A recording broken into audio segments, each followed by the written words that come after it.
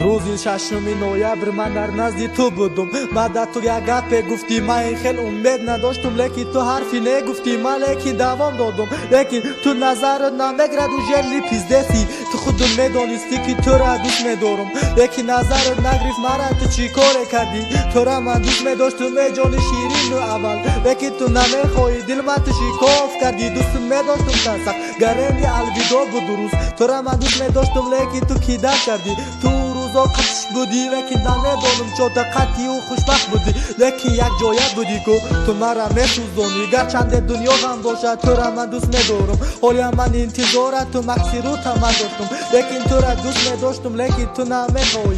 تو مرا حرفی نگفتی بیا اکو برگرد، آخر در یک جای شبیم یک گلی شکوفان شد، لیکن تو نظرت نمیگرد. او را نظرت گرفت که تو قطعی او هستی، لیکن تو نمیدانی قطعی بگانه هم شیشتی کو.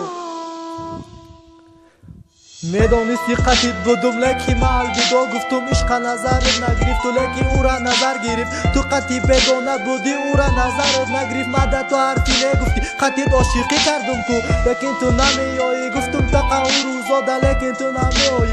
خود من توقع بودم اکو تو میامدی جانی که این کارا را نمیکردی. من پیزدست نبودم و جلی خودت پیزدستی. رفتم دیگر همون روزا قطعی تو من بودم، آخر در مزد نبودم، عاشق نگاه بودم.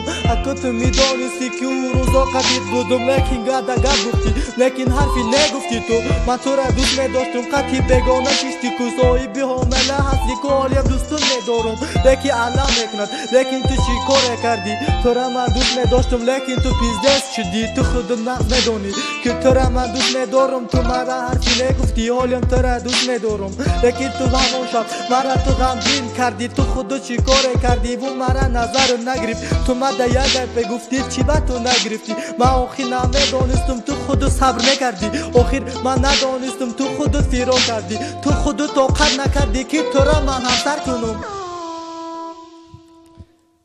صبر نکردی بنازم تو را من میگرفتم. هر ما خوشبخت میشدم، صاحبی فرزند میشدم، لیکن قطعی او هستی از من تو شرم داشتی. لیکن من در حرفی نگفتی حالیم دوستون میدارم. تو فقط همین را دا لیکن تو پیزدست کردی. آخر در قطعی تو بودم لیکن قطعی او دستی. خود تو جاغل بودی لیکن من چه قشاق بودی. من خودم صبر کردم لیکن تو فیراری کردی،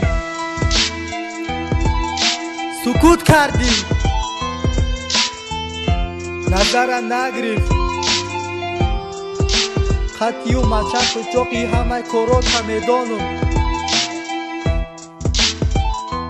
هموش و گنده پیزدست بودم، علم ناکم زیغ بودم، نظر نگرفت.